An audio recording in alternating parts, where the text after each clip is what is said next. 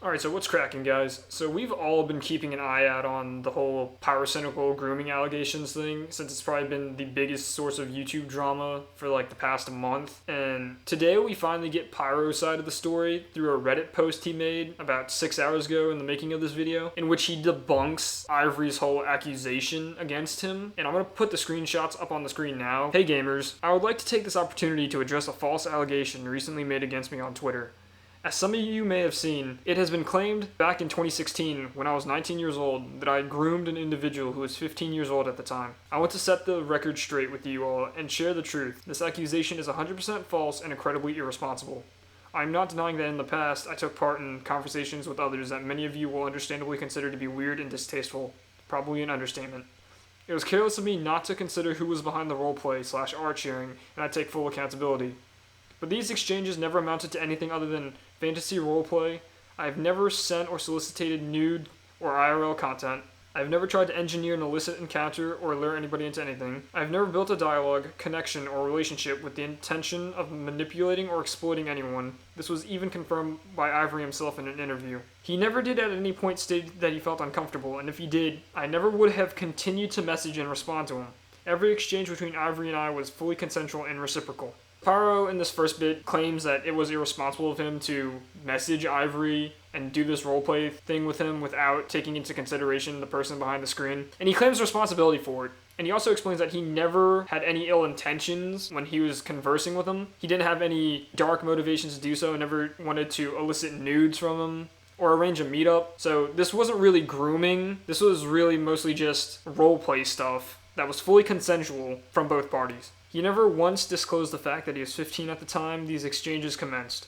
He didn't include his age in his bio until he was 16, but I was not on Twitter between the 28th of December 2016 until the 29th of June 2017, as I was suspended. Moreover, individuals have since come forward contending that Ivory would be disingenuous about his age to proactively gain entry to other fantasy roleplay groups. So here he debunks Ivory's source of trustworthiness, because he says that several people came forward and said that Ivory also lied about his age to get into their roleplay groups. This just makes Ivory look disingenuous and gives him the appearance that he's just doing this for clout. Going on, he says, I'm really confused by Ivory's inconsistency. There is evidence to suggest that he has engaged in fantasy roleplay with another individual similar in age to me.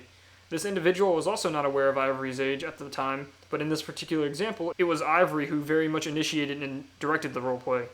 After Ivory alleged that I groomed him, this individual then reached out to him to apologize for any hurt he may have inadvertently caused him, to which Ivory responded, "No, you're fine, I don't care." He then posts a link to a screenshot that provides evidence for Pyro's claims that Ivory had been doing this before. Why does he not care in this instance? Why does he remain unaffected by similar interaction with others, yet feel the need to single me out and character assassinate only me on social media? This goes along with the idea that he's just doing this for clout, because Pyro is the biggest name of all the people he's roleplayed with, who has the most influence on a platform. Furthermore, if he is as angry, confused, and sad as he claims to be, why has he been in friendly contact with me right up until September of this year? He then links to screenshots of a Discord between him and Ivory to where both parties seem to have been, on good terms with each other. During the interview mentioned earlier, he was confronted with evidence that he sent kink art to someone else. He initially claims it was him, but then backtracks, claiming he has no recollection. This is a point that can be made whenever you watch the Ivory and Tommy C interview, to where he backtracks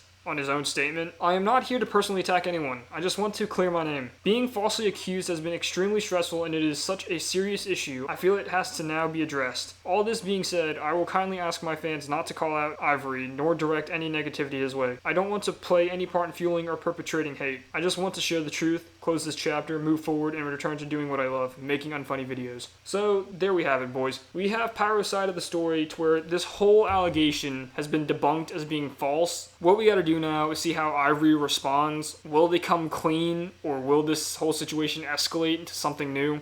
We'll just have to see how the situation shapes up. But that'll be all for this video. Thank you all for watching, and I'll catch you next time.